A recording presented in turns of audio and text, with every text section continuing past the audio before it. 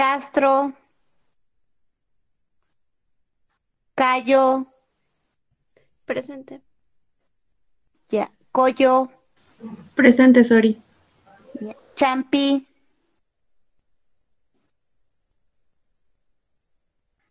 Champi, Choque, Presente, Sori. ya. Collazos, Presente, Sori. ya. Delgado, Presente. ya. Gallegos, Presente, Zoraida, buenas tardes. Gamarra, Presente. García Hanna,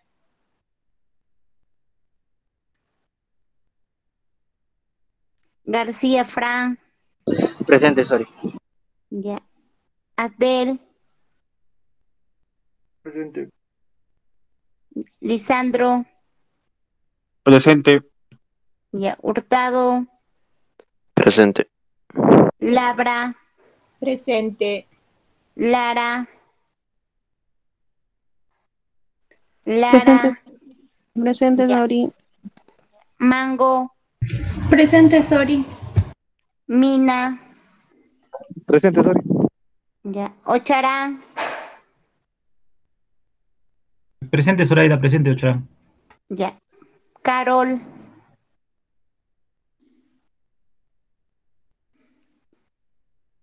ya. Payé, Presente, Sori.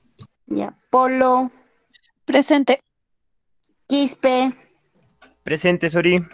ya. Gabriel Patricia, Saona, Presente, Saida. ya. Presente, Segura. Saona, Presente, Saona. Soriano, Presente, ya. Sori. Soto, Presente, ya. Sori. Velázquez, Presente, ya. Sori. Villena, Presente. ya. Vivanco, Presente, Sori. ya. Aldair, Presente. ya. Zúñiga, Zúñiga, ya. ¿Alguien más, por favor? Sori, yo porfa, Castro, querida. Ya, mija. Ya. ¿Alguien más? Gracias. Payardel. Ya. Gracias. ¿Alguien más, compañeros?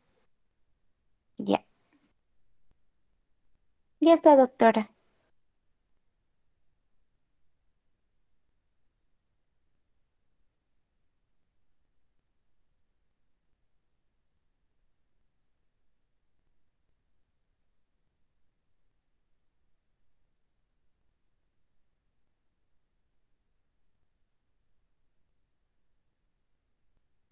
Buenas tardes, jóvenes. ¿Se ve mi pantalla? Sí, doctora, sí se ve. Ok.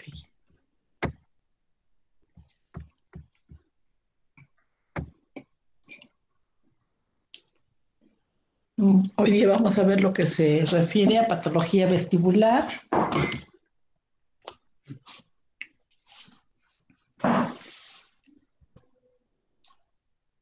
Pues tenemos que pensar que las personas que tienen algún problema vestibular tienen la sensación de que las cosas se mueven. Entonces vamos a ver que el diagnóstico del vértigo va a depender de que hagamos una anamnesis adecuada, que la vamos a hacer en relación a la función de los conductos semicirculares, de la vía visual y la vía propioceptiva. Entonces vamos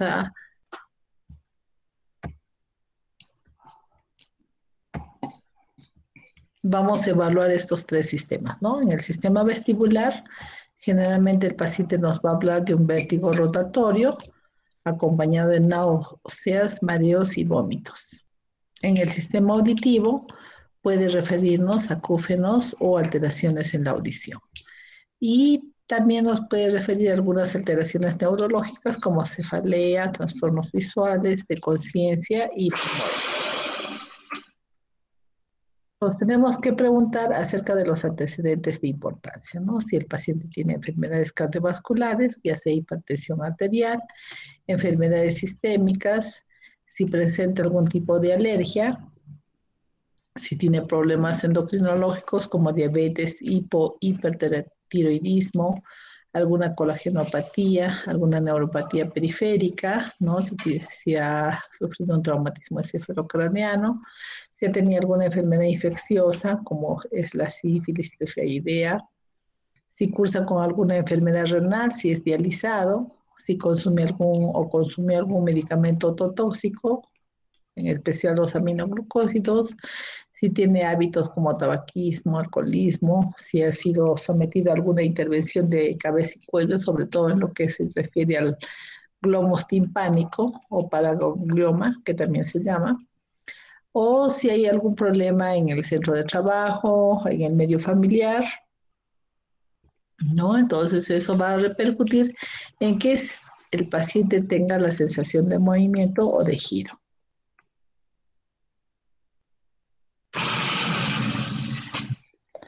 Entonces, al hacer nuestro examen físico, nosotros vamos a tener que revisar fondo de ojo, va a hacerle una automicroscopía, revisar cuello, si hay soplos, revisar cada uno de los paros craneales, sobre todo los movimientos oculares, ¿no? El reflejo consensual, reflejo corneal, ver cómo está la musculatura facial, ¿no? En la parte auditiva vamos a hacer una audiometría y vamos a hacer las pruebas vestibulares. Vamos a ver cómo se encuentra su reflejo nauseoso, podemos evaluar cómo están las cuerdas vocales, podemos evaluar un 10º par pidiendo que eleve los hombros, ¿no? Y el 12º con los movimientos de la lengua. Aparte vamos a ver cómo está su frecuencia cardíaca, su ritmo, ¿no? Vamos a hacer pruebas de función cerebelosa, pruebas de equilibrio, tanto estáticas como dinámicas.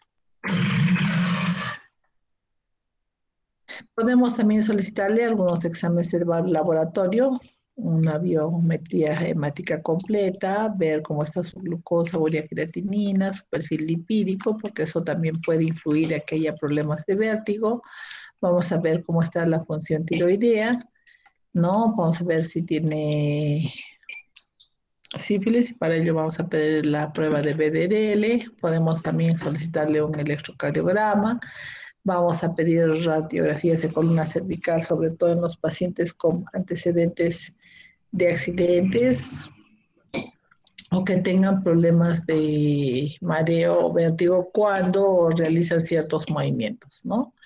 Y eventualmente podríamos pedir una posición para oídos, que son dos, ¿no? Que es la radiografía de Schuller, que nos va a permitir evaluar la mastoides, y la Stenberg, que nos va a ver también la mastoides, pero a través de las órbitas. Dentro de nuestra evaluación otoneurológica, lo que vamos a hacer es una audiometría, una timpanometría, vamos a hacer el test de glicerol, que le vamos a explicar luego, vamos a solicitarle potenciales evocados auditivos y una electrococleografía. Nuestro estudio vestibular completo va a incluir las pruebas de Romberg, las de marcha, de coordinación. Vamos a ver cómo está el nistagmo, si es espontáneo, si es posicional. Podemos hacer pruebas calóricas, introduciendo agua helada y agua caliente. Vamos a hacerle una electronistagmografía o una nistagmografía por video, ¿no? Y en el caso de que sospechemos de alguna masa tumoral retrococlear, vamos a pedir una tomografía y una resonancia. Entonces vamos a tratar de identificar qué laberinto se haya lesionado. En cuanto al tratamiento, vamos a enfocarlo en relación a supresores vestibulares que modifiquen tanto la transmisión nerviosa en la vía vestibular como los bloqueadores de receptores de neurotransmisores, tanto antihistamínicos y anticolinérgicos, o fármacos cuya mecanismo de acción es enfocado a remitir la etiología del vértigo. Dentro de los sedentes vestibulares vamos a utilizar antihistamínicos como meclicina, la sinacina. Podemos utilizar el fenobarbital, la clorpromacina, las fenotiacinas, ¿no? La escopolamina, la atropina, las benzodiazepinas también. Y dentro de los estimulantes vestibulares, evidentemente vamos a encontrar las anfetaminas, la cafeína, al paracetamol, al migamil, al extracto de ginkgo biloba. Y dentro de los diuréticos que vamos a pedir, porque hay pacientes que van a tener retención de líquidos, van a estar la cetozolamida y la hidroclortiazida. También podemos ayudarnos con algunos corticoides como la prednisona, la dexametasona, la metametasona. Podemos hacer uso de calcio antagonistas que van a permitir una mejor circulación a nivel del oído, ¿no? De las arterias que lo irrigan tanto en el laberinto anterior como en el posterior, ayudándonos con la flunaricina, el nimodipino y la beta-histidina. Y finalmente vamos a proceder a enviar ese paciente a medicina física, ¿no? Que quieran dar su examen, para que ellos nos apoyen con lo que es la compensación vestibular. También podemos hacer uso de otros medicamentos que mejoren la circulación, que es la pentoxifilina, ¿no? La aceticolina, la hidroergocristina también. Y si no funciona, bueno, nuestra última alternativa sería el tratamiento quirúrgico, sobre todo en el caso del hidros laberítico. O sea, un paciente con un cuadro agudo de vértigo podemos hospitalizarlo si estamos en el nivel adecuado. Lo vamos a poner en un ambiente aislado, con una luz no directa, libre de ruidos. Le vamos a dar una dieta fraccionada, generalmente es hiposódica, hipoalergénica, hipograsa, ¿no? Porque hay muchos pacientitos que tienen problemas, por ejemplo, de colesterol, de triglicéridos elevados. Y vamos a iniciar un goteo con dimegrinato de 50 miligramos endovenoso. Puede ser cada 8 horas, puede ser STAT. Vamos a asociar, si es cada 8, o puede ser un goteo con bomba, en la que se mezcla, ¿no? El dimegrinato, la dextrosa,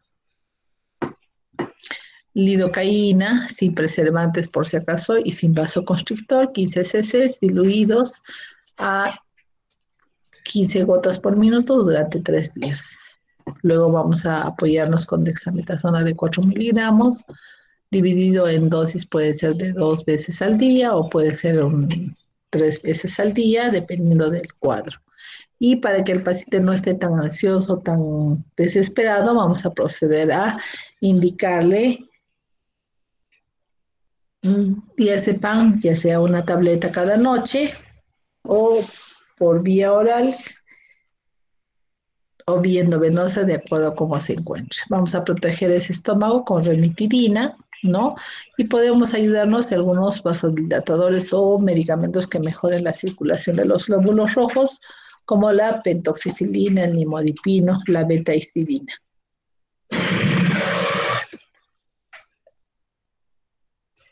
Recordar que vamos a tener un vértigo de origen central y un vértigo periférico, ¿no? El periférico se va a caracterizar por un inicio brusco, ¿no? Generalmente es intermitente, paroxístico, de una severidad intensa, puede durar minutos a horas, ¿no? Y para estar acompañado de lo que es un nistagmus siempre horizontal, ¿no? Puede ser un vértigo objetivo o un vértigo subjetivo. Generalmente se asocia a síntomas neurovegetativos como náuseas y vómitos, y algunos pacientes suelen referir a acúfenos y o sordera. En cambio, en el vértigo central, obviamente va a ser de inicio lento, ¿no?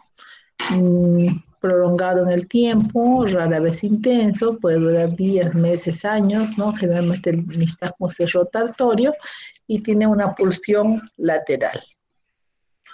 No siempre se acompaña de náuseas y vómitos, y generalmente no va acompañado de acúfenos o disminución en la presión. Entonces aquí tenemos, de acuerdo a cada entidad, ¿no?, qué es lo que presenta, ¿no? Por ejemplo, en la enfermedad de Meniere vamos a tener un inicio brusco, acompañado de vértigo, de vómitos, con disminución de la audición, con presencia de acúfeno. Vamos a tener un nistagmus, y al hacer la prueba calórica nos va a dar positivo.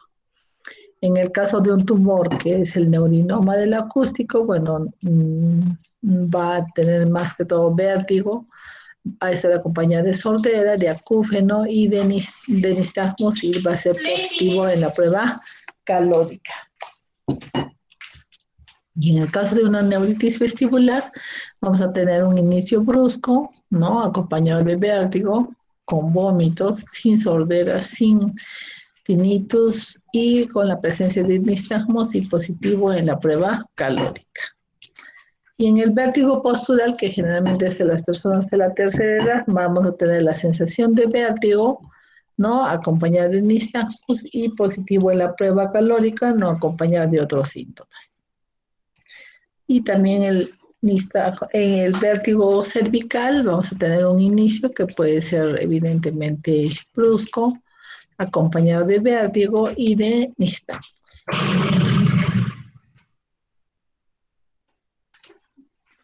Entonces vamos a tratar de sistematizar lo que es el vértigo en el elemento productor del mismo, ¿no? Podemos tener que en el oído externo, en algunos casos, pacientes que tienen un tapón de cerumen o un cuerpo extraño, como ser un hisopo u otro, van a manifestar síntomas de vértigo.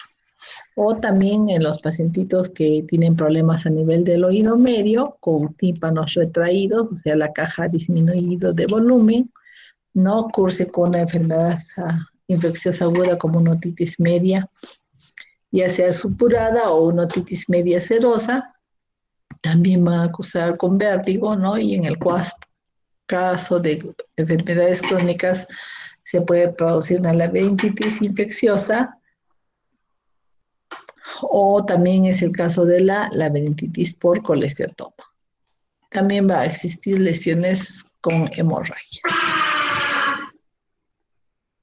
A nivel del oído interno podemos tener una labirinthitis tóxica, algunos episodios vasculares, ¿no? Por coagulación, traumatismos también, fracturas de base de cráneo, alergias o la retención de líquidos, enfermedades también del movimiento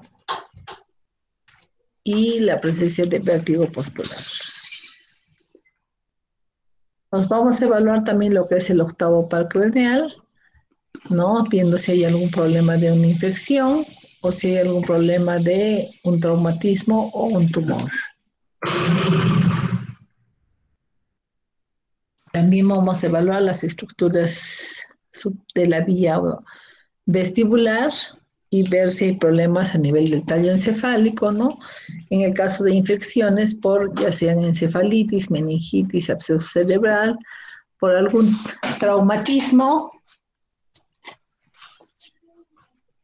por una hemorragia, problemas de trombosis en la arteria sobre todo cerebelosa posterior inferior, por problemas de tumores a nivel del ángulo pontocerebeloso como es el neurinoma del acústico o algún problema de esclerosis múltiple.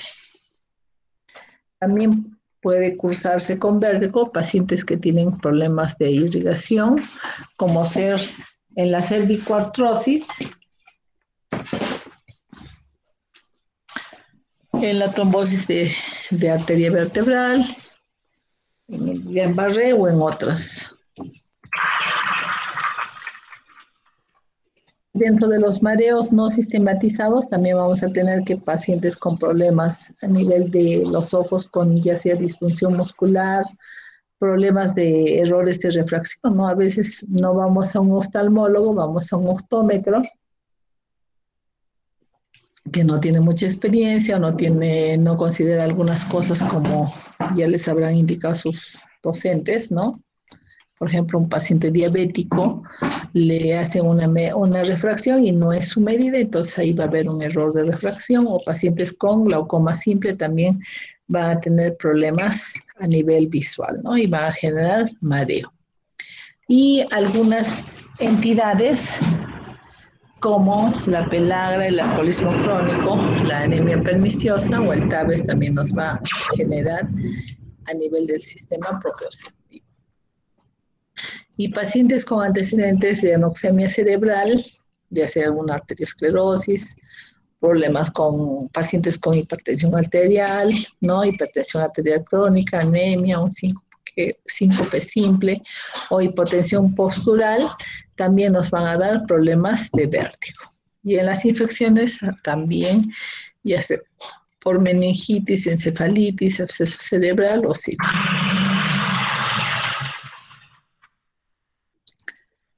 No tenemos que dejar de considerar los traumatismos, ¿no? Sobre todo actualmente que hay muchos más accidentes de tránsito, la presencia de tumores, ¿no? Algunos pacientes con migraña, con problemas de epilepsia menor, ¿no?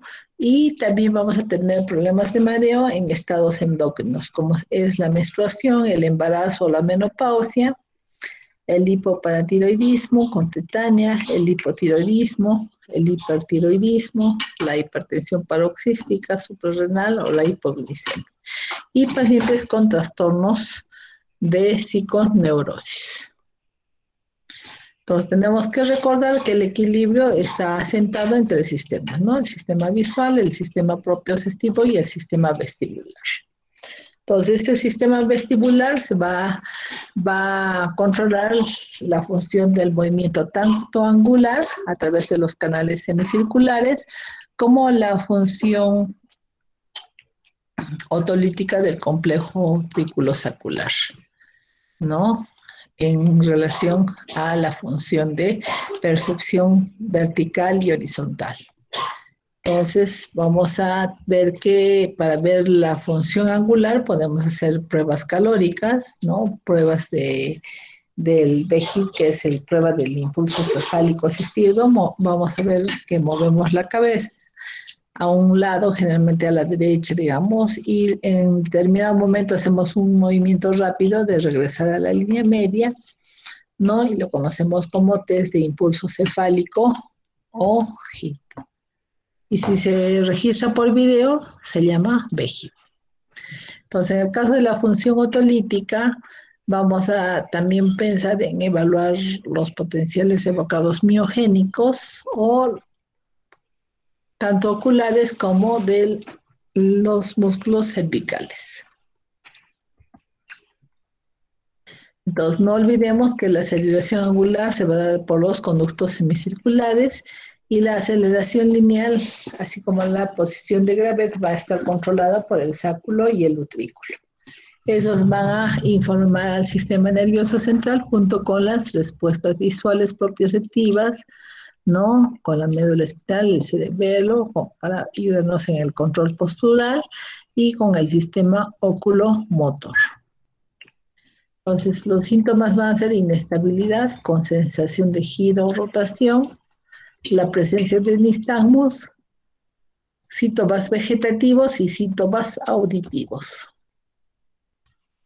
Dentro de las patologías que tenemos que cursan con vértigo está la enfermedad de Meniere, que se denomina como idiopático endolavéntico o hidropesía endolinfática idiopática. Fue descrito por Próspero Meniere en 1861, vuelto a describir en 1984 por Papadella, quien nos hace una diferenciación de lo que es la enfermedad del síndrome.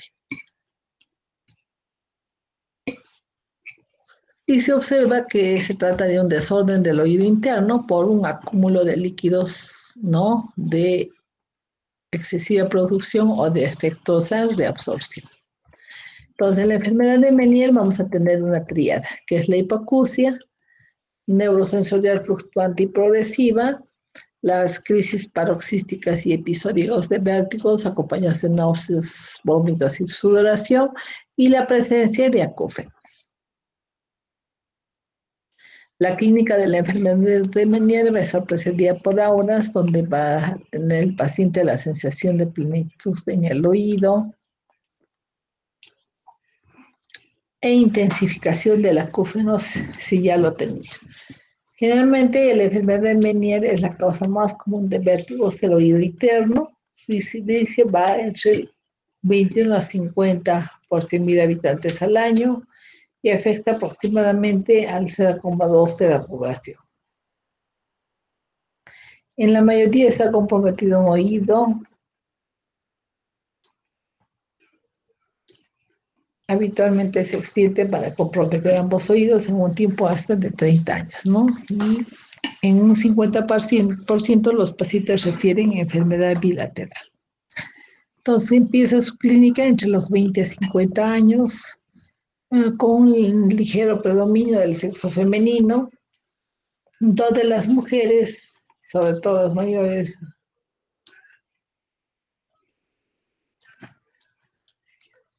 van a experimentar shocks episódicos, mientras otros pacientes van a tener constante inestabilidad. Entonces, todos estos ataques que presenta el paciente pueden ocurrir en racimos o esporádicamente, ¿no? Pasar varios años entre un episodio y el otro. Se habla de la crisis otolítica de Tumarkin, que es atribuida a una subida de formación mecánica de los órganos otolíticos. Va a causar rápidamente una activación de los reflejos visuales. Entonces, la etiopatogenia es incierta, ¿no?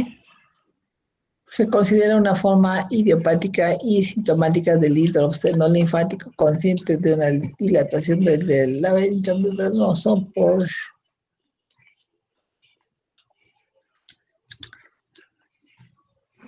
y vamos a observar que hay ciertas enfermedades inmunológicas que van a contribuir a que los pacientes presenten este tipo de enfermedades. Generalmente vamos a relacionarlo con infecciones virales del oído interno, con traumatismos encefalocranianos, con problemas de autoesclerosis, con sífilis, con predisposición hereditaria y alergia, ¿no? Y no es una enfermedad secundaria, pero generalmente afecta a personas totalmente sanas hasta ese momento. Pues en la enfermedad de Meniere hay un aumento de las cavidades endolinfáticas a expensas de las perilinfáticas que afectan tanto a la escala medial como a los órganos otolíticos, aunque se ha visto que hay casos de afectación limitada a la cóclea. La dilatación del ducto coclear va a desplazar la membrana de Reissner, que va a llegar hasta la pared ósea de la escápula vestibular y ocluirla totalmente. Las dilataciones endolinfáticas pueden afectar al sáculo y el utrículo. La dilatación del sistema endolinfático puede causar la ruptura del mismo. Entonces vamos a ver que estos mareos pueden persistir durante años, ¿no? Se va a producir una degeneración del neuroepitelio, observándose poca o ninguna alteración anatómica detectable con el microscopio, tanto de células ciliadas como en las terminaciones cocleares o vestibulares.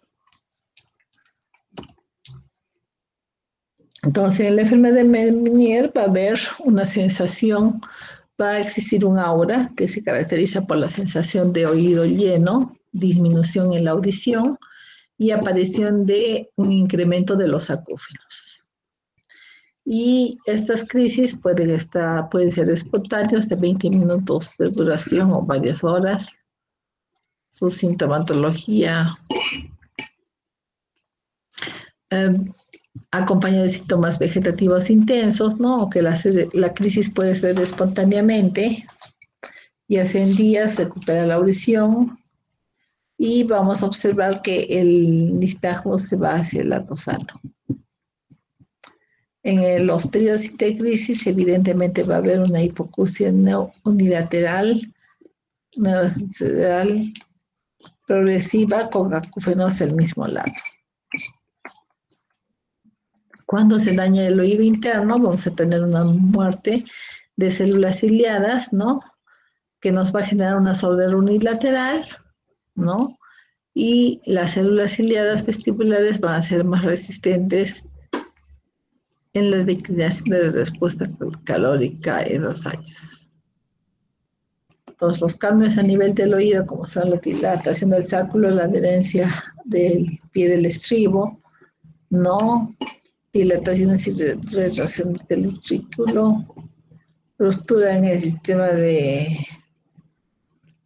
suspensión del laberinto membranoso y no existiendo evidencia de lesión en el cócleo vestibular, vamos a pensar en una hidropesía endolinfática, que es por hiperproducción de endolinfa de características bioquímicas normales por aumento de la producción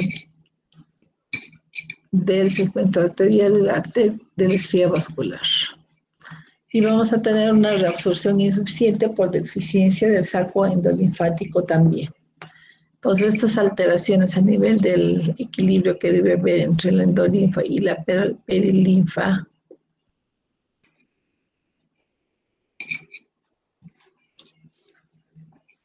van a tener ciertas alteraciones a nivel de la homeostasis, ¿no?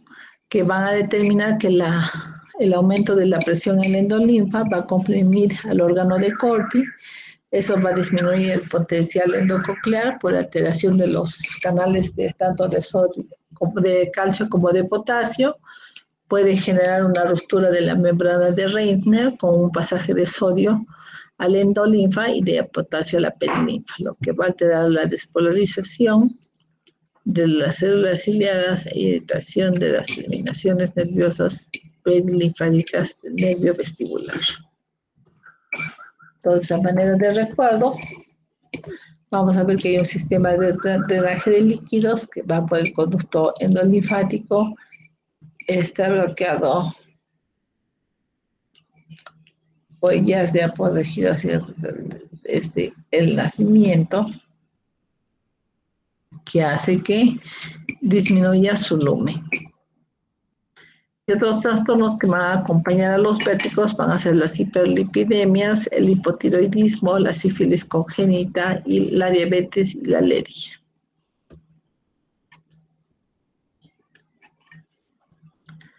Dentro de nuestro diagnóstico vamos a buscar los siguientes síntomas. Si hay crisis de vértigo, si hay una hipoacusia perceptiva fluctuante progresiva, si el paciente manifiesta acúfenos, si hay un periodo donde no tuvo ningún problema, o si tiene auras con sensación de que el oído estuviera lleno o un incremento a nivel de su acúfeno. También en la audiometría vamos a encontrar ciertos hallazgos.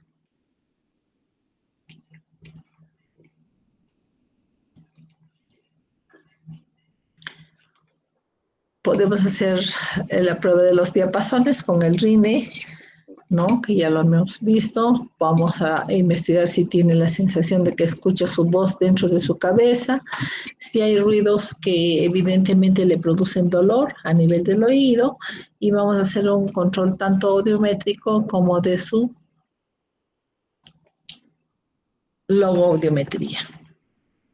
Dentro de los criterios diagnósticos para lo que es la enfermedad de Menier, vamos a tener una enfermedad cierta, o qué es la enfermedad de Menier con confirmación histopatológica.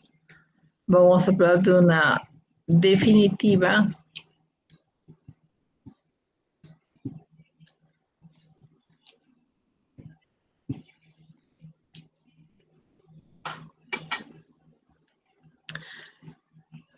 y vamos a catalogar como una enfermedad definitiva cuando el paciente nos refiera 2 o más episodios de vértigo espontáneo de 20 minutos de duración con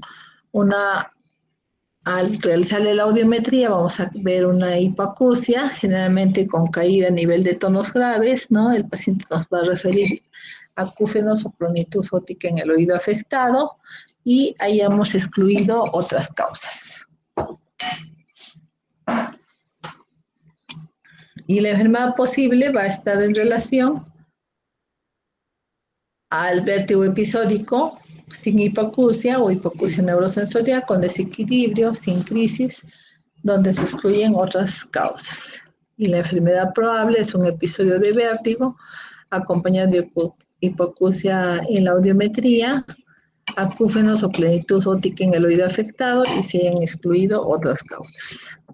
Pues nuestras pruebas complementarias para esta enfermedad van a ser la audiometría y la logoaudiometría. En la audiometría vamos a ver una hipoacusia perceptiva con caída en graves en sus comienzos, fluctuante con estrechamiento del campo auditivo.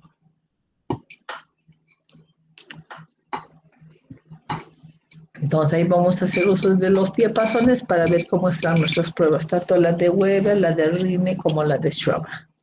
Y en la logoaudiometría vamos a ver si evidentemente los umbrales audiométricos van a llegar al 100%, pero a mayor intensidad puede existir una mala discriminación por ciertos factores. Y vamos a también a considerar hacer una electronistagmografía, ¿no? Generalmente el nistagmo se presenta en el ataque agudo, es muy intenso durante la crisis, calma gradualmente, ¿no? Puede ser de 3 tipos, ¿no? Puede batir hacia el lado afectado, generalmente es en el periodo inicial irritativo, y luego batir hacia el lado sano cuando haya periodos de calma.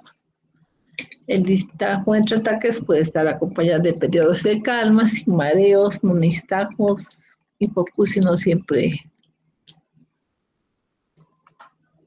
por hiperreflexia vestibular, y vamos a observar una respuesta calórica disminuida y una preponderancia direccional con hiperexcitabilidad del lado enfermo en un periodo prevertiginoso. El test de glicerol evidentemente nos va a determinar si existe una disminución fluctuante de la audición, ¿no? Y va a tener un efecto diurético. Lo vamos a utilizar sobre todo en pacientes diabéticos con enfermedad cardíaca, renal o hepática, y vamos a hacer una preparación de la paciente. Le vamos a indicar que no consuma diuréticos por 2 semanas previas al examen, no alcohol, las previas 24 horas, y le vamos a realizar un ayuno de 12 horas. Pueden existir efectos colaterales como cefalea, mareos, náuseas, vómitos, sed. Y vamos a observar que pueden haber efectos colaterales, ya sea como cefalea, mareos, náuseas, vómitos, sed, diuresis, diarrea, ¿no? Entonces, ¿en qué consiste el test de glicerol? En introducir en el paciente 1.2 cc de glicerol, ¿no? En una sola toma, se va a dar sangre hipertónica, deshidrataloide interno, la audiometría va a ser de más.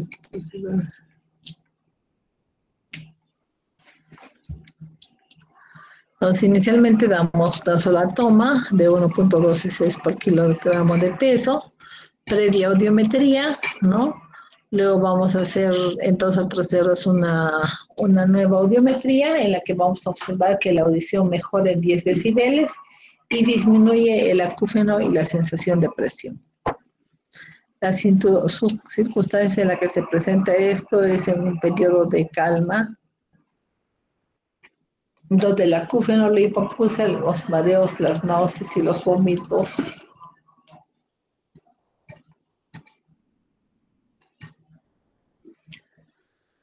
y vamos a tener también ciertas circunstancias, ¿no? Como es el periodo de calma, puede estar acompañado de acúfeno e hipoacusia, ¿no? Y vamos a tratar de hacer las pruebas para poder diagnosticar la hidropesía labilíntica. También vamos a tener que en la crisis de vértigo, el tratamiento de la sintomatología, el test de glicerol y el estudio de las demás pruebas nos van a ayudar en el periodo intercrisis. Tenemos que hacer un diagnóstico diferencial con vestibulopatías unilaterales, con vértigo posicional paroxístico benigno, con la neuritis vestibular, con vértigo asociado a migraña y con la fisura perilinfática. Entonces, generalmente los cuadros de vértigo van a tener una evolución, ¿no? Acompañados de hipoacusia, acúfenos y plenitud óptica, que van a remitir, ¿no? Y las crisis van a reducirse espontáneamente. Van a desaparecer igual que los acúfenos. ¿Cuáles van a ser las complicaciones de la enfermedad de Meniere? Es que se transforma en una enfermedad persistente, ¿no? La frecuencia de los ataques van a aumentar con el tiempo, volviéndose cada vez más breves y menos severas, con menos horas, El cambio patológico en el oído interno es la hidroposía endolinfática. Vamos a tener problemas de hipertensión con la endolinfa.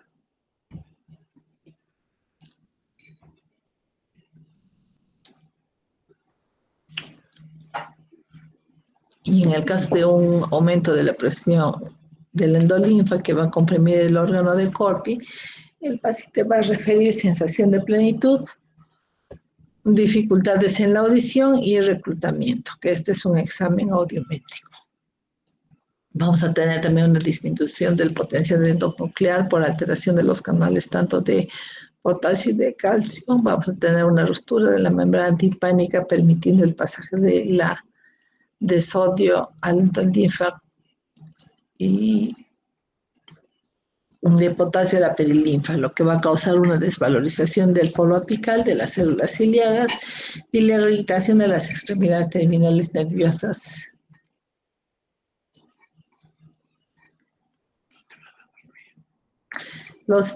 También tenemos que tener en cuenta los estados de retención de líquidos, ¿no? Que en el caso de las hiperlipidemias, en el hipotiroidismo, en la sífilis, en la diabetes y en las alergias, ¿no? Como tanta hiperproducción de moco, entonces se va a retener líquidos a nivel del oído medio. Entonces, el manejo del ataque agudo de la enfermedad de Meniere, vamos a utilizar sedantes laberínticos como la chlorpromazina, vasodilatadores como la histamina, ¿no? Diuréticos como la hidroclorotiazida que nos van a ayudar a retirar líquidos, ¿no? Generalmente vamos a dar 25 miligramos en la fase aguda cada 8 horas y luego solamente en la mañana con el desayuno. Otro esquema va a ser la aplicación del diazepam, ¿no? Escopolamina, también podemos usar sedantes antivertiginosos que van a retardar la compensación y la habituación central. Algunos barbitúricos, sedantes como el droperidol, ansiolíticos, alcaloides de la belladona, antihistamínicos y el dimenhidrinato. ¿Cómo vamos a manejar un ataque? Le vamos a decir al paciente que se acueste sobre una superficie firme, que se encuentre con los ojos abiertos, que no beba líquidos, que se levante lentamente. Si se siente cansado y necesita dormir, que repose, ¿no? Y si hay la presencia de vómitos, vamos a proceder a una medicación antiemética. Entonces, dentro de los diuréticos podemos dar el amiloride, la hidroclorotiazida, la acetazolamida. Dentro de los sedantes supresores vestibulares podemos dar el clonazepam, el lorazepam, el diazepam, la meclicina. Y dentro de los bloqueantes de los canales de calcio podemos utilizar verapamil, flunaricina. Como esteroides podemos utilizar ya sea prednisona o dexametasona. Como inmunosupresores vamos a hacer uso del metotrexate, de esteroides y del Enbrel.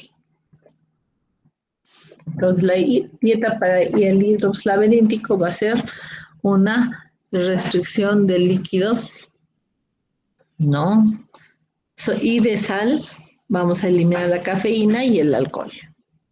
Entonces vamos a pedirle al paciente que distribuya la toma de líquidos y alimentos en el día, que evite comer alimentos que contengan altos niveles de sal, que tome una adecuada cantidad de líquidos al día, que evite alimentos y bebidas que contengan cafeína, que limite la ingesta de alcohol a un vaso de cerveza o vino, que evite alimentos que contengan glutamato de sodio, como es el Ajinomoto, ¿no? Y vamos a también decirle que evite la aspirina, así como fármacos que contengan cafeína y que deje de fumar. Entonces, el vértigo es la pérdida de la conciencia espacial, ¿no? Y el desequilibrio es la pérdida de la estabilidad postural por influjo de los extensores de un lado y otro. Y el nistagmos es un problema de alteración ocular.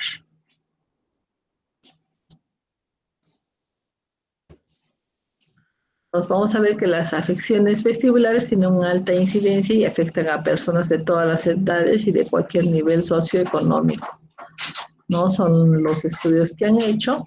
Y también como parte del tratamiento, podemos ver en un tratamiento ya sea conservador o un tratamiento quirúrgico. Dentro del tratamiento conservador podemos hacer la inyección de vestíbulo-tóxicos a nivel del oído medio, ¿no? Que mediante la difusión a través de la ventana redonda, el medicamento se va a dirigir hacia el laberinto posterior.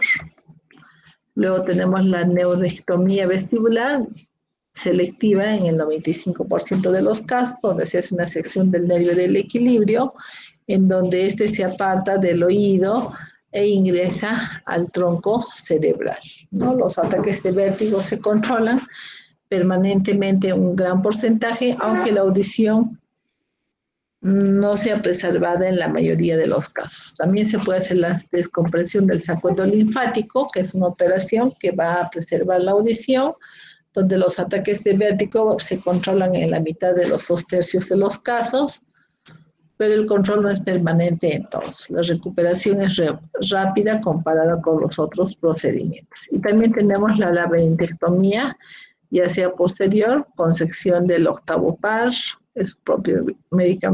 es un procedimiento que destruye las funciones del equilibrio y la audición de un lado.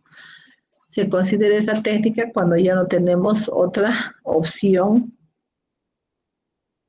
aunque sí nos da gran control de los resultados del vértigo. Entonces aquí tenemos un enlace, vamos a tratar de abrirlo. A ver, un minutito.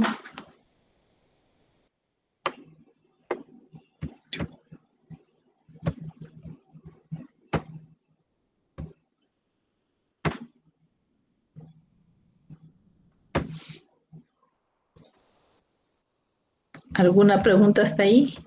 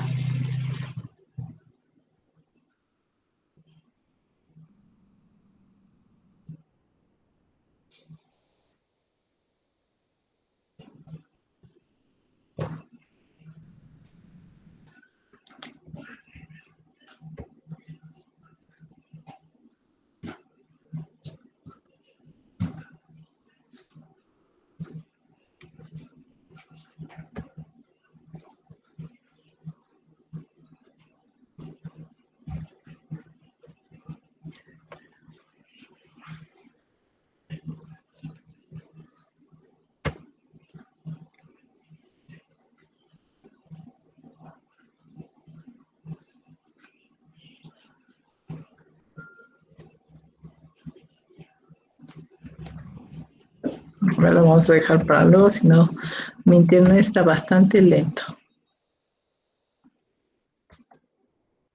Entonces, tenemos ciertos efectos de la labirintectomía, como una sensación subjetiva de rotación, reacciones vegetativas colinérgicos. Si el paciente se trata de poner de pie, va a caer hacia el lado de la lesión por la disminución del tono de los extensores. Va a aparecer un nistagmus espontáneo con fase rápida hacia el lado sano. Poco a poco, en 2 o 3 semanas, todos los signos y síntomas van a desaparecer, ¿no? A causa de una compensación central, y con el tiempo el sistema nervioso central va a regular al sistema afectado utilizando las aferencias solamente de un lado.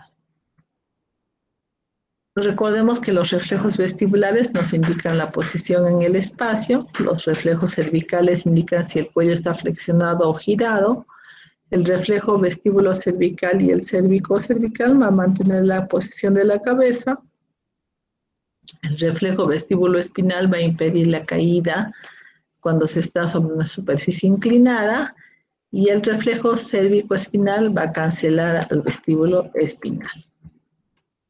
También tenemos un vértigo cervical que tiene un 60% de origen de los síndromes de origen cervical y las formas periféricas van a evolucionar en forma benigna en un 40%, ¿no? Podemos tener un síndrome cervical periférico propioceptivo, un propioceptivo tensional, un propioceptivo tensional con ligero componente vascular de mala irrigación, un síndrome propioceptivo cérvico-oculomotor en relación a la parte visual y un síndrome propioceptivo cérvico-braquio-oculomotor. 20% de estos cuadros son de naturaleza vascular, como en el síndrome de claudicación del sistema de la arteria vertebral, cuando hay una claudicación de la arteria vertebrovasilar, o una claudicación de la arteria vertebrovasilar cerebral posterior, y el 70% van a ser síndromes periféricos y el 30% van a ser síndromes centrales, donde del 20 al 58% pueden ser pacientes que sufren un traumatismo encefalocraneano cerrado, con síndrome de latigazo cervical que cursan con mareos, vértigo y desequilibrio.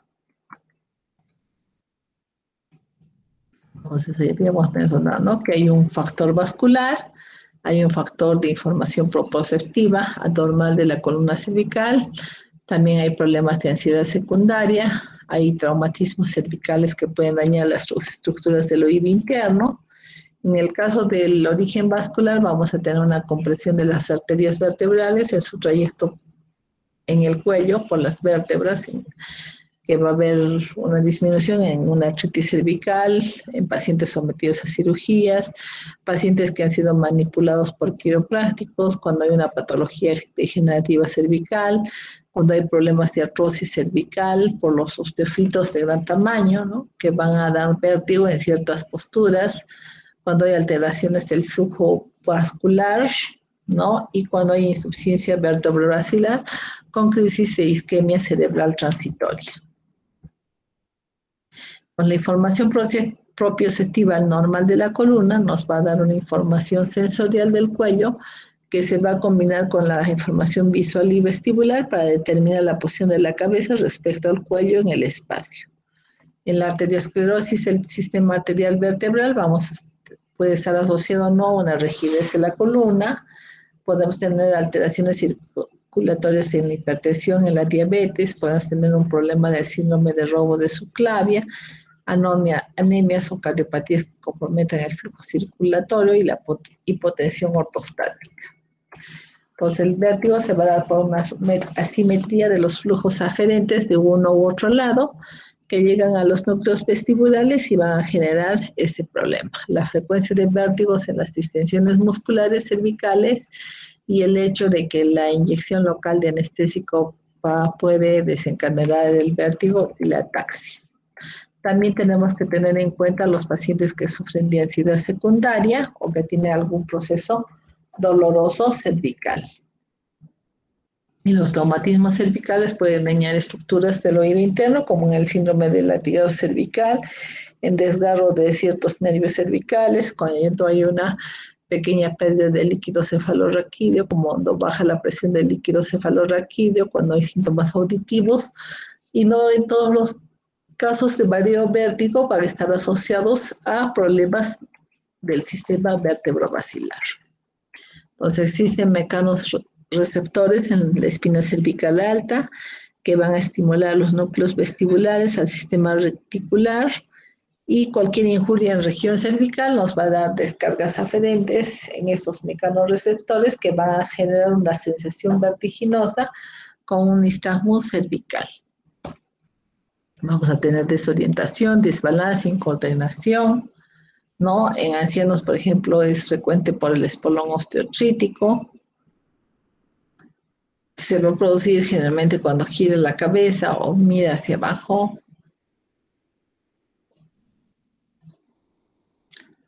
Y en jóvenes también pueden presentarse los espasmos musculares con lesión del latigazo, que se acompañan de vértigo por una tensión muscular y una alteración de la configuración de las carillas articulares.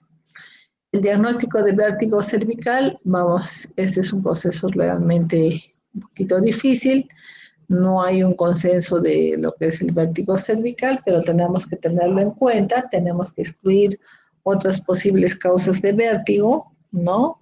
Vamos a descubrir también a la enfermedad de Meniere, al vértigo central, al vértigo psicógeno. Vamos a incluir en este grupo a los simuladores. Puede existir también un vértigo postraumático y debemos de considerar una causa suficiente para desarrollar vértigo cervical el haber sido expuesto a algún accidente, sobre todo los que producen latigazo cervical o artritis severa. Entonces, también se pueden dar síntomas por masajes o por vibración cervical, ya que ahora la mayoría de las personas les gusta acudir a saunas. En la audiometría no vamos a encontrar ningún signo o hallazgo anormal y el paciente puede referirnos dolor de oído, dolor de las ramas cervicales superiores y en la electronistamografía vamos a encontrar un trazado característico, ¿no? En el examen físico, en este vértigo postural paroxístico benigno, no tendría que existir nistagmos, ¿no?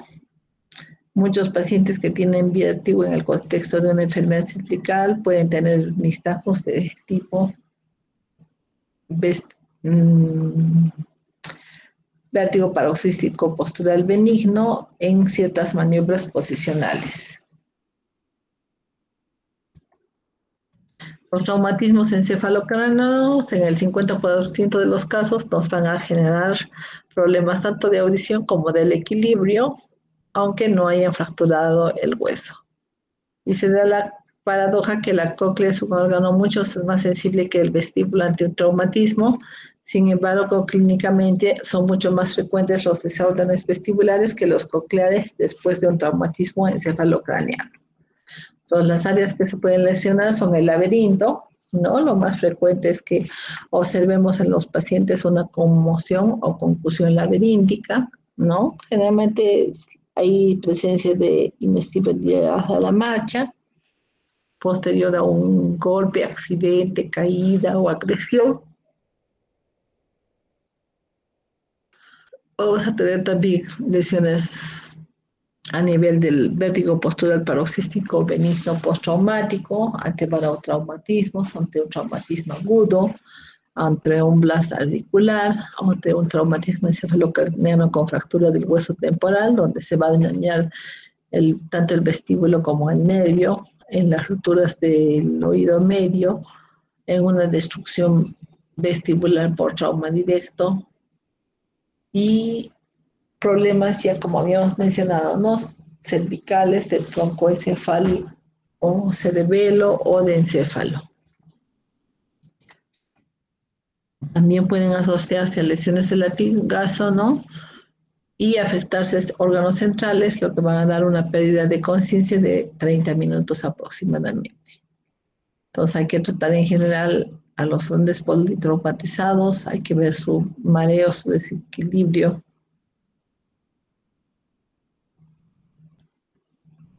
Y también observas que hay un vértigo posicional, pero nunca tan intenso como el de origen periférico. Y pueden estar asociados en algunos casos a hipoacusia y acúfenos, generalmente cuando hay problemas vasculares. Luego tenemos síndrome vertiginoso de origen cervical, ¿no? Pero eso lo vamos a mencionar solamente. La compensación en estos casos se va a presentar por una inhibición cerebellosa contralateral, ¿no? Donde vamos a poner al paciente sujetado en un arnés, ¿de acuerdo? Sobre una superficie blanda, generalmente son unos cojines, ¿no? Y con los lentes le vamos a hacer ciertos movimientos para que el paciente piense que esté pues en movimiento y se genere el vértigo y podamos ver qué lado compensar. Vamos a ver. Entonces, en el tratamiento del vértigo cervical vamos a indicar al paciente reposo, ¿no? Una posición que alivie los síntomas, dieta hiposólica y restricción de la ingesta de líquidos, agentes antivertiginosos como el dimenyrdinato, 2 o 3 veces al día, vasodilatadores periféricos, antieméticos como la metoclopramina y indicar al paciente acudir a medicina física y rehabilitación. En medicina física se va a dar una terapia física y ocupacional, ya sea para aliviar el dolor y disminuir la contractura muscular. Va a incluir movilización suave, ejercicios e instrucciones para la correcta postura del cuello. Generalmente a la mayoría de nosotros, a nuestros abuelitos, nos gusta andar jorobados, entonces eso va a ir lesionando nuestros cuellos, ¿no? Y algunos autores evidentemente recomiendan la tracción o inyección en los puntos dolorosos del cuello para corregir este problema.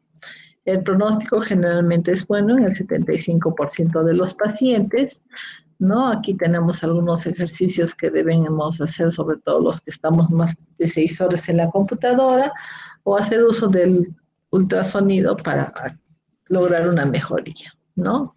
Entonces, como síntomas secundarios puede haber una disminución de la fuerza muscular, incremento de la tensión, y en lo que es la rehabilitación vestibular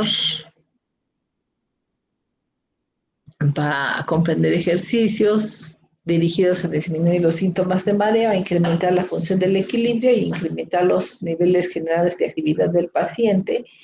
Entonces se tiene que evaluar el sistema musculoesquelético, evaluar el equilibrio y evaluar el vértigo. En el caso de la función musculoesquelética vamos a revisar la fuerza, la sensación de coordinación. En el caso del equilibrio y la marcha vamos a incluir el test que compara el nivel de equilibrio del sujeto con la de su edad.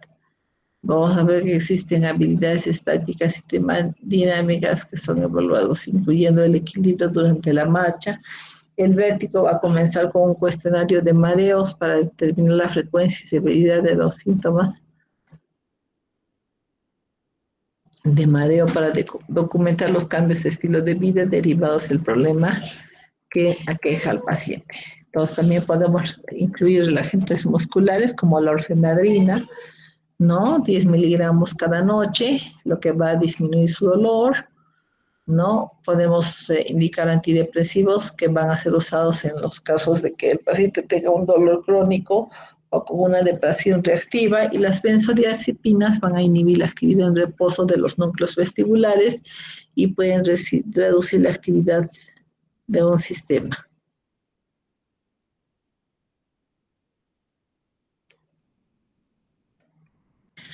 También vamos a indicar a estos pacientitos tranquilizantes que van a disminuir el desequilibrio, ¿no?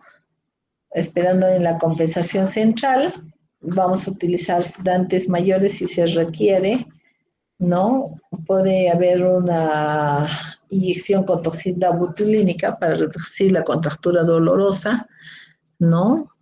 Y el bloqueo facetario también ha sido utilizado para el control del dolor. Entonces vamos a hacer un diagnóstico diferencial con el accidente cerebrovascular del tronco y del cerebelo, ¿no? No tendríamos que observar la debilidad tanto de cara, brazos y piernas, ¿no? No estar presente, no ver signos de confusión, ¿no? El paciente de pronto se desorienta, no puede balbucear las palabras.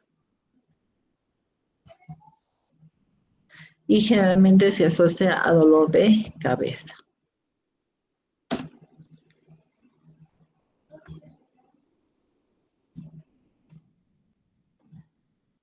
Entonces vamos a tener un vértigo verdadero, una sensación inespecífica de cabeza vacía, ¿no? Vamos a tener una sensación inminente. En el caso del presíncope y del síncope, ¿no? Con hipotensión ortostática, un vértigo psicógeno desencadenante por lugares cerrados, brillosos, marcos, antecedentes de vértigo, maniobras de hiperventilación. Entonces, el vértigo puede ser, como habíamos mencionado inicialmente, ya sea periférico o central.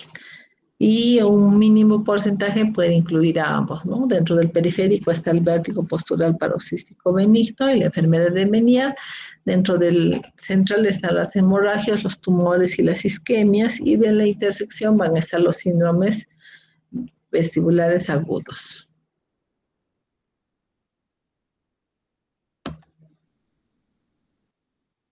Entonces, como causas de vértigo ya habíamos mencionado algunas, ¿no?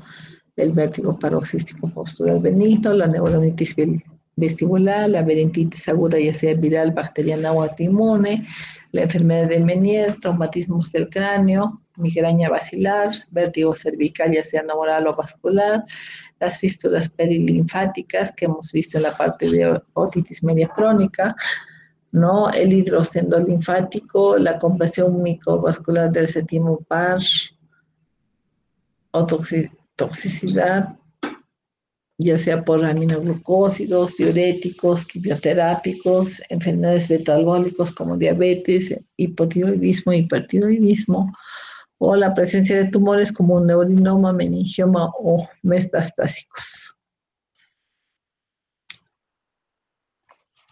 También podemos tener problemas de isquemia de la arteria vestibular, ¿no? Anterior. Podemos tener una automastoiditis crónica, un postquirúrgico y otros. Aquí también tenemos un listado de esos cuadros, ¿no? Vemos que, por ejemplo, en la clínica, en la vía vestibulocular, vamos a tener vértigo, nistagmos, diplopías, oscilopsias y alteraciones en los reflejos oculovestibulares. En la vía vestibuloespinal vamos a tener trastornos del equilibrio, con desviación de miembros y tronco, con lateral pulsión a la marcha, con una ataxia vestibular.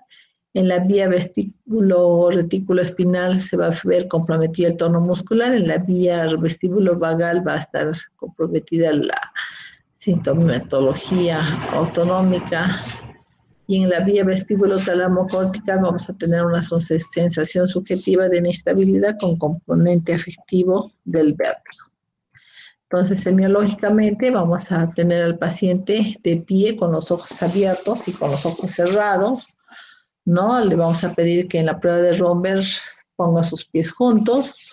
Podemos hacer un Romberg sensibilizado o tandem, donde vamos a poner un pie delante del otro y vamos a ver a qué lado el cuerpo lo pulsa. Podemos hacer pruebas de marcha, tanto la de Gutenberg, la de Balinski, la marcha en tandem, la marcha en estrella, el test de Fukuda.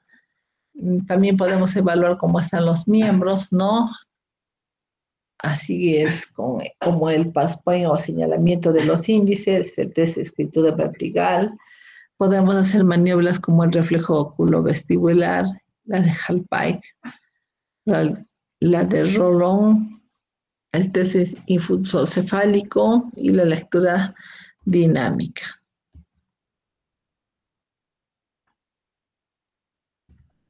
Entonces, el vértigo postural paroxístico benigno va a afectar evidentemente entre los 50 a los 60 años, más a personas ancianas, es muy raro en jóvenes, más frecuente se afecta el canal semicircular posterior, las mujeres de 2 a 1, constituye el 39% de las consultas de mareo y vértigo. Puede ser idiopático o puede ser secundario con un traumatismo encefalocraneano, laberintitis varal, enfermedad de Meniere, migraña. Podemos tener antecedentes de que sea secundario a un traumatismo encefalocraneano, a la práctica de ciertos deportes, tratamientos dentales, neuronitis o laberintitis. Se ha visto como factores de riesgo a mujeres en edad mayor a 60 que cursan con depresión en el último año, asociados a hipertensión arterial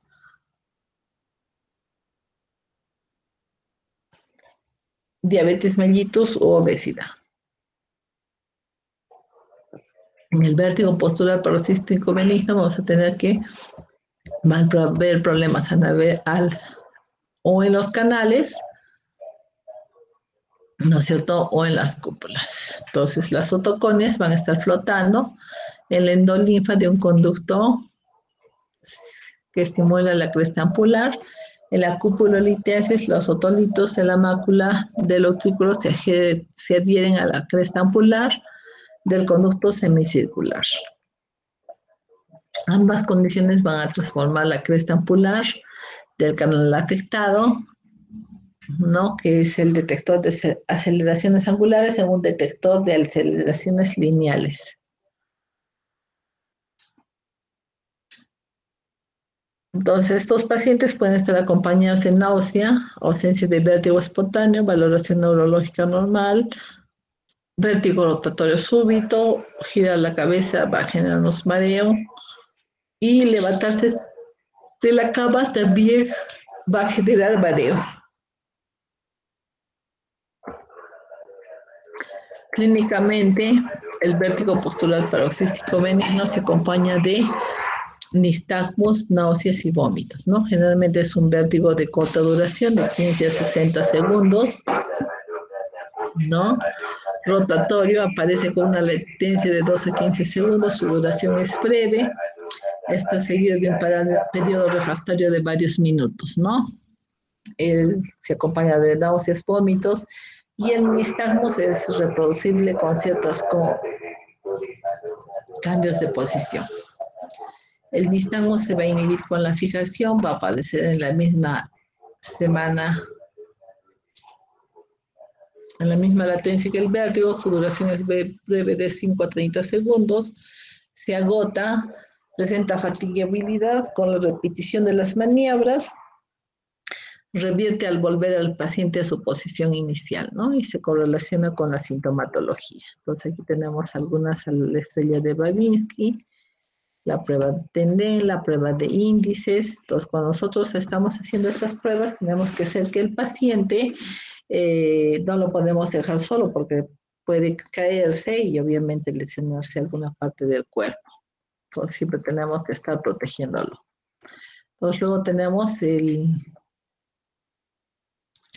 para el diagnóstico del vértigo postural paroxístico benigno, la maniobra de Discal-Pike.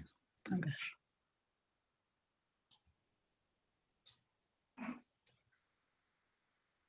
Esperemos que ahora sí nos cargue.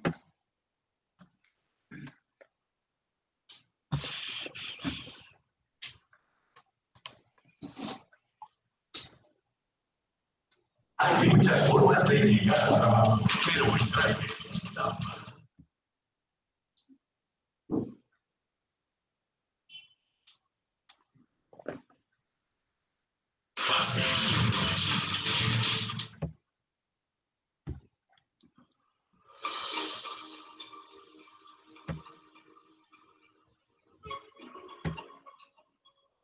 The Dix-Hall maneuver is performed whenever BPPV is suspected of causing a patient's dizziness. The head is turned 45 degrees and the body laid back such that the head is extended about 20 to 30 degrees. If APPV is present, eye twitching called nystagmus will occur. Eye twitching that rotates is called torsional nystagmus. Side-to-side eye twitching is called horizontal nystagmus. Eye twitching that goes up and down is called vertical nystagmus. The Dix-Hall maneuver is then repeated on the opposite side. This maneuver should be repeated several times to document for fatigability. When performing this maneuver, another individual can help. Please note that feeling dizzy but without nystagmus is not considered diagnostic for BPPV. Eye twitching must be present for BPPV to be diagnosed. Rotatory nystagmus indicates posterior canal BPPV for which the Epley maneuver is performed. Lateral nystagmus indicates lateral canal BPPV for which the Lambert maneuver is performed. Vertical nystagmus indicates superior canal BPPV for which the deep head hanging maneuver can be performed.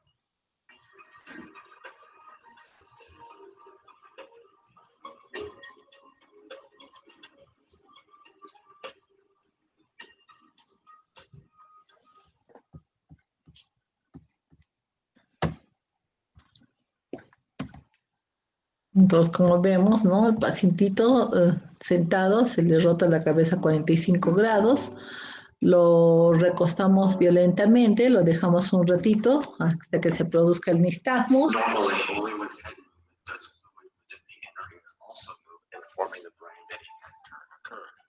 However, should a crystal called an otolith gets displaced into the posterior canal of the inner ear, the PPV dizziness occurs.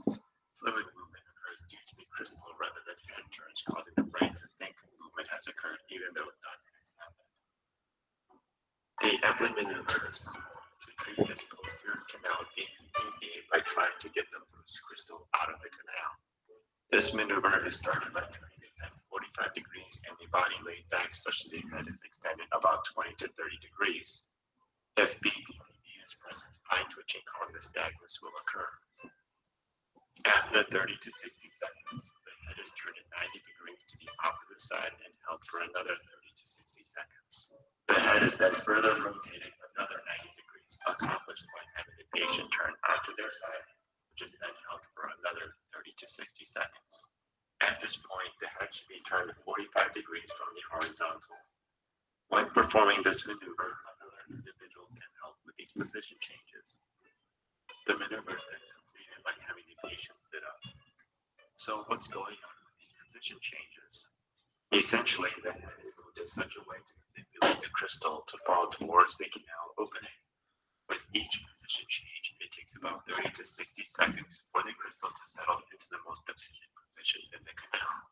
If turns are made before the crystal has a chance to settle, the crystal may fall back the wrong way and the maneuver will fail. It's also important that the head positions are angled correctly, or else the crystal will not settle to the correct position in the canal and the maneuver will fail. Also, if the position changes are done too slowly, the crystal may not settle quickly enough from lack of momentum, and the maneuver will also fail. Once the crystal falls out of the canal, the dizziness should resolve if due to posterior canal BPPV.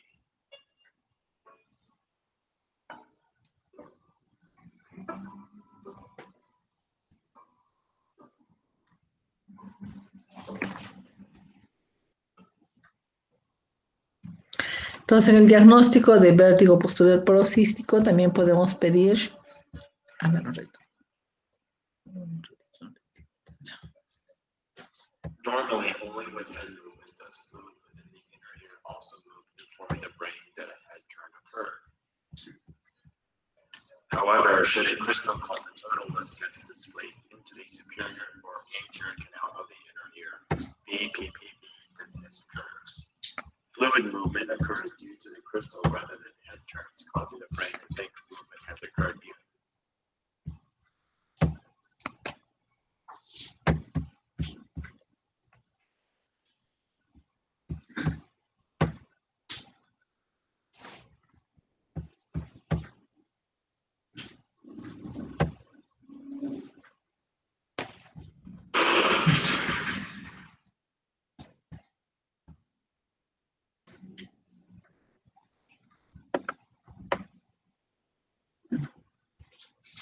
Están despiertos, así.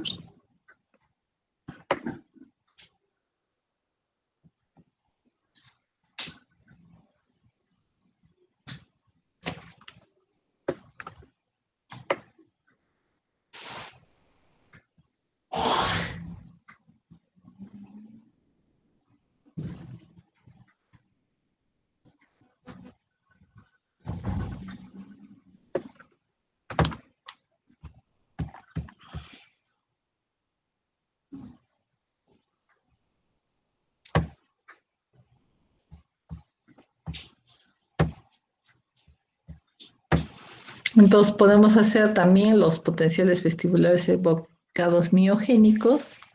Podemos hacer el estudio del Head Impulse Test o test del impulso cefálico, el video, ¿no es cierto? Podemos hacer el video de la electronistagmografía.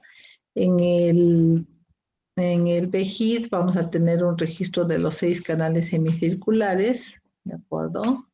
Nos va a permitir determinar si es de canal, si la lesión está en el canal lateral, en el canal posterior, y poder hacer correctamente nuestras maniobras de reposición, que ya las hemos visto, ¿no? Y luego vamos a hablar de lo que es la neuronitis vestibular, que es la segunda causa más frecuente que afecta a la primera neurona del nervio vestibular. Generalmente es una inflamación retrolaberíntica de etiología viral, se menciona, con una crisis única de inicio súbito, con un vértigo intenso de más de 24 horas sin compromiso neurológico. Entonces el vértigo es intenso, es espontáneo, ¿no? Por arreflexia o hiporreflexia, hay un desequilibrio en la posición de pie y de marcha con lateralización del cuerpo, acompañado de náuseas, vómitos, palidez y sudoración, con una audición normal.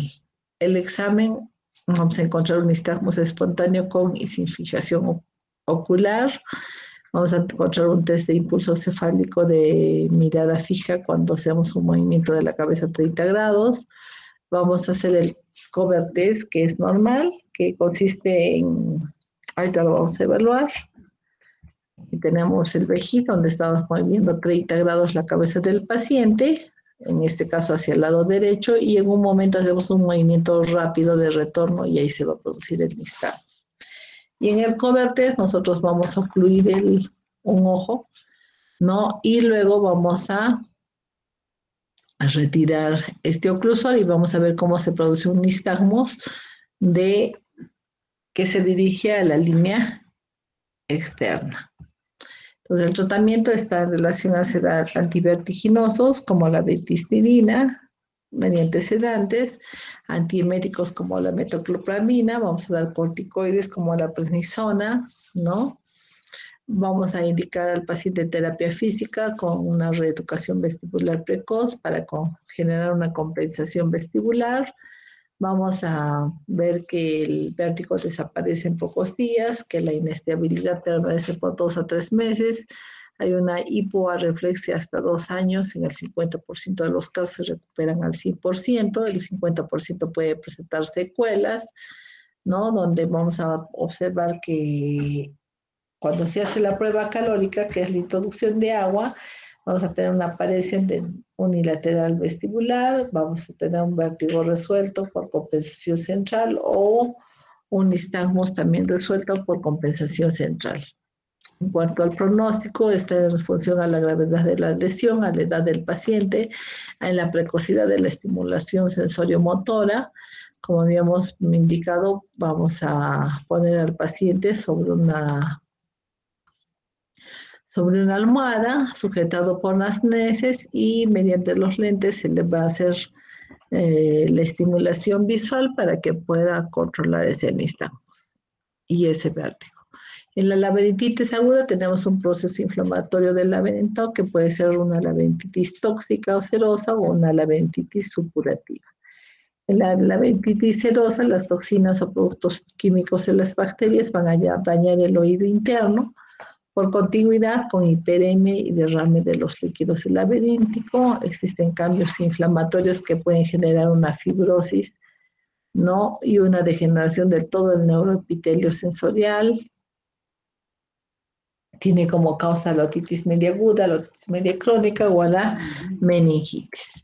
Y en la laberintitis supurativa, que son síntomas sistémicos cuando el problema es causado por una infección de las meninges u otra infección, tenemos que tener como antecedente la infección en el oído, los datos clínicos, la exploración física, el estudio audiológico y vestibular, ¿no? Entonces vamos a dar antimicrobianos y en el caso de una otitis media crónica vamos a hacer una cirugía de las mastoides. El pronóstico evidentemente es bueno cuando se baja la tasa de mortalidad y morbilidad, ¿no? Aunque no es tan bueno para lo que es la función. Y la fístula perilinfática generalmente se debe a una inflamación crónica del laberinto ocasionado por una infección a nivel de una otitis media crónica, una laberintitis o un colesteatoma, que lo que va a hacer es una exposición del laberinto por infección o traumatismo. El paciente va a tener la sensación de mareo, ¿no? Y puede acompañarse también la presencia de vértigo cuando escucha un ruido intenso que se conoce como fenómeno de Tull. El signo de la fístula también se puede observar en la fístula perilinfática, ¿no? Apretamos el trago y se va a generar un nistagmus, ¿no? Y generalmente nuestro diagnóstico va a ser tomográfico. El tratamiento quirúrgico se puede realizar una mastoidectomía radical en el caso de otitis media crónica, ¿no? Hacer una timpanoplastia con exéresis completa del colesteatoma y cerrar esa fístula. Entonces aquí tenemos un cuadrito para revisar, ¿no? Los tipos de vértigo. La rehabilitación vestibular va a tener ciertos ejes, ¿no? El hacer ejercicios de adaptación, ejercicios de evitación, ejercicios de sustitución, ejercicios de balance y ejercicios de marcha. Y tenemos también otro problemita, que es la presbiestasia. Así como tenemos la presbiaguda, también vamos a tener problemas de equilibrio por el envejecimiento, ¿no? Generalmente el 25% de las personas mayores de 75 años, donde se altera la capacidad visual, se altera la función vestibular y también se altera la percepción propioceptiva. Entonces ahí tenemos que descartar otras causas de vértigo y luego vamos a proceder a hacer una terapia de refuerzo sensorial, ¿no? Vamos a pedirle al paciente que use un bastón de apoyo que le permita desplazarse mejor. Vamos a pedirle que utilice también un calzado adecuado, ¿no? Se puede mandar a una terapia de simulación con esos arnés para hacer un refuerzo gravitatorio y también vamos a tener que hacer un refuerzo visual, ya sea con fijación, también reajustando sus medidas. ¿Alguna pregunta hasta el momento?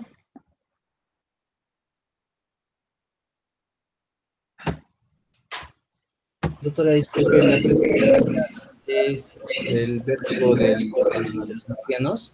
De los adultos mayores, así es. Ya, uy, hemos disminuido. ¿Qué ha pasado con sus compañeros? Creo que se han dormido. ¿Se han dormido o se ha ido la señal? Una de las dos. Ok, entonces... Vertiginosa. Sí, realmente. Está como cuando nosotros estudiamos lo que eran los tipos de nistagmus, que también es otra cosa que nos dio vértigo, de tantos nistagmus, de los tipos de nistagmus. Doctorita, disculpe, he estado consultando para esta clase el CTO y no es tan completo. ¿Nos podría sugerir algún otro librito para complementar esta clase? Ya, voy a buscarles uno y voy a tratar de compartírselos en la clase. ¿De acuerdo? Doctora, muchas gracias. Pero de todas maneras, revisen su CTO en todo lo que hemos hecho en la parte del oído, porque ya tendríamos que dar nuestro examen el próximo jueves. Sí, doctora, este jueves. Qué bien. El próximo jueves, ¿de acuerdo? Serán 20 preguntas, estaremos 30 minutos, ¿de acuerdo? Doctora, ¿no podría hacer como 20 preguntas, 40 minutos o una hora, doctora? Es mucho tiempo porque ustedes saben que actualmente... No nos alcanza ni con una hora, doctorita. Igual vamos a morir, doctora. No creo. Dar buen examen. Ustedes saben que actualmente...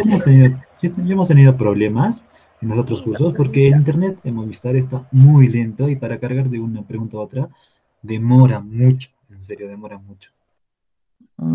Ya. El problema es el internet. Por ejemplo, el día de ayer también hemos dado oftalmología. Hemos dado una hora, no nos alcanza, doctorita, el tiempo a muchos. ¿Qué tal? Bueno, les comprendo, pero yo también estoy con el Movistar y ya me quiero volver... El internet está hasta las patas, doctora. Sí, no, lo que pasa es de que ellos nos han bajado la velocidad para que compremos sus paquetes adicionales. Es más caro, ajá. Exactamente. O sea, no es que el internet está malo, sino que ellos han bajado la calidad del internet para que nosotros paguemos más, para obligarnos a pagar más. Exacto, sí, doctorita. Y por eso a los que perjudican son los que tenemos clases, ¿no? Sí, pues a todos los que trabajamos con el internet, porque yo también cuando hago la teleconsulta, han visto ahí, es cosa seria, porque no abre las tomografías, no abre los laboratorios, ¿no? Y tienes que decirle al paciente, o le llamo luego o vuelvo a sacar una cita porque no abre. Ya. Bueno, todos sacarán 20/20, me imagino, con una hora. ¿De acuerdo? Doctora, depende, doctora, de las preguntas que nos tome. No, las preguntas van a ser fáciles, no van a ser difíciles. Gracias, Además doctora. van a ser prácticas. Eso nos ha hecho en oftalmo también, doctora, y estaban súper difíciles. ¿Ah, sí? ¿Qué les habrá preguntado el doctor? Bueno, oftalmo es un mundo mucho más difícil, mucho más Lo complejo. que pasa, doctorita, es que se nos va el tiempo cuando los casos clínicos son largos y hay que releer y ahí se va el tiempo también. No, no les voy a hacer casos clínicos, no se preocupen. Ya. Los casos clínicos son para su práctica, sí, repasen su CTO. Los casos clínicos son para su práctica, ¿de acuerdo? Gracias, doctora. Así es, por el momento. Dime. Nivel a las peruanas. No, nivel práctico nomás, cosas que puedan recordar para que lo pongan en práctica, pues, cuando tengan que ver a un pacientito. ¿De acuerdo? Para médico general, doctorita. Claro, para médico general, no para especialista. Gracias. Si fuera especialista, me imagino nistagmus geotrófico, geotrópico, uy, ya. Ahí sí les daría vértigo. Ser bien con vértigo del examen. Ok, muy bien. Bueno, hemos terminado antes. Podríamos, dime. Una preguntita sobre el tema, por favor. Usted definió vértigo en dos tipos, central y periférico, pero dentro del periférico había un ejemplo que decía dentro del trauma craneoencefálico por lesión del laberinto, creo que era. Claro, generalmente en las fracturas, ¿no es cierto? Se va a lesionar pues el laberinto posterior y ahí nos va a dar un vértigo periférico. No vamos a tener un vértigo central.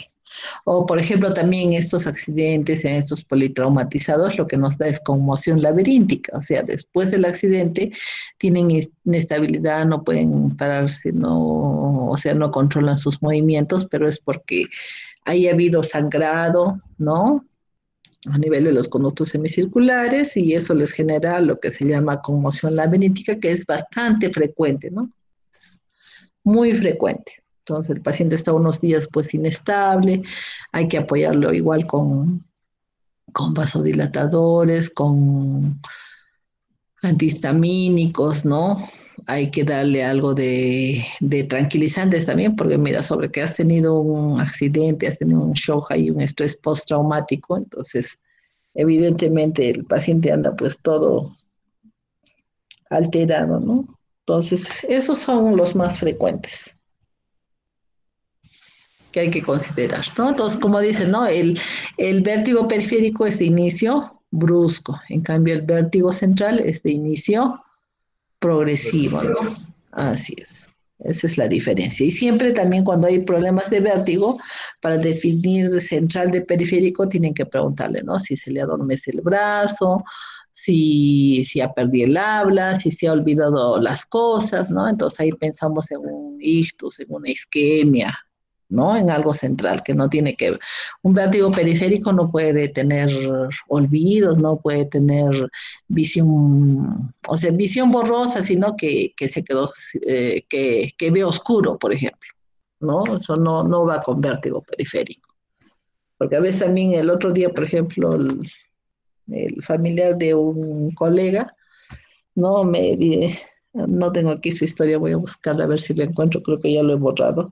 Entonces me decía que estaba con vértigo, que se le adormecía la lengua, que se le adormecía no sé qué cosas. Entonces eso ya no era periférico, pues ya era más un problema nervioso o psiquiátrico también, ¿no? Entonces hay que descartar esos dos elementos, ¿no? Porque hay muchas personas, sobre todo, bueno, nosotras las mujeres en la menopausia, con tantos problemas que existen actualmente, entonces también vamos a somatizar, ¿no? Entonces hay que ver que el paciente no esté somatizando también. Eso hay que identificar, tratar de identificar y deslindar. Doctora, muchas gracias. ¿Alguna otra pregunta? Bueno, lo ideal hubiera sido hacer pues nuestras prácticas para poder hacer todas las maniobras. Pero bueno, veremos todavía cómo va la situación. Así es. Aunque ya tenemos, creo, amenaza de vernos al próximo año, pero ya será con el otro semestre.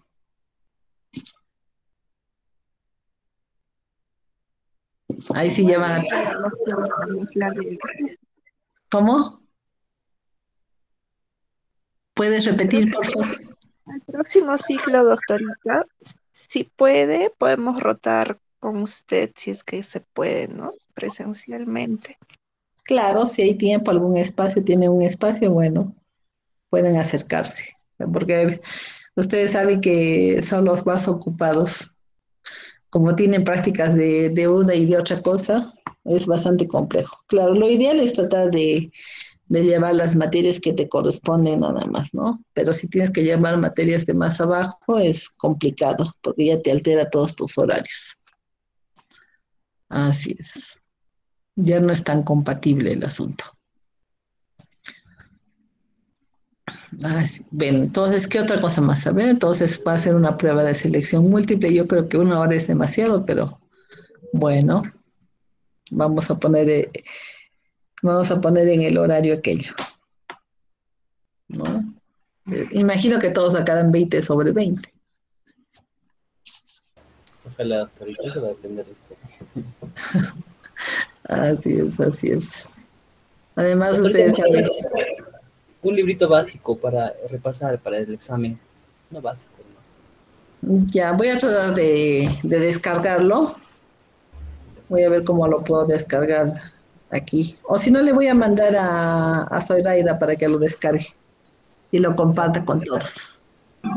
Ya, doctora. Gracias, doctora. Listo. Lo comparta con todos y puedan revisarlo. También. Así, sí, complemento su CTO. Lo importante es que sepan su CTO como el catecismo, ¿no? En todas las materias, no solamente en otorrino. Así es, porque así van a tener absolutamente todo presente. Por ejemplo, a los residentes de medicina familiar, les decimos, repasa tu CTO, y se supone que ellos ya son residentes de medicina familiar, ¿no? Así es, muchachos. Listo, entonces, por hoy día nos quedaríamos aquí.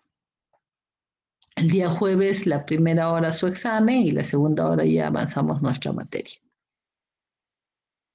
Muchas gracias, doctora. Está bien, doctora, muchas gracias. Buenas tardes. Gracias, doctora. Buenas tardes, cuídense. Gracias, doctora. Buenas Muchas gracias, tardes. doctora. Hasta luego. Hasta luego, buenas tardes.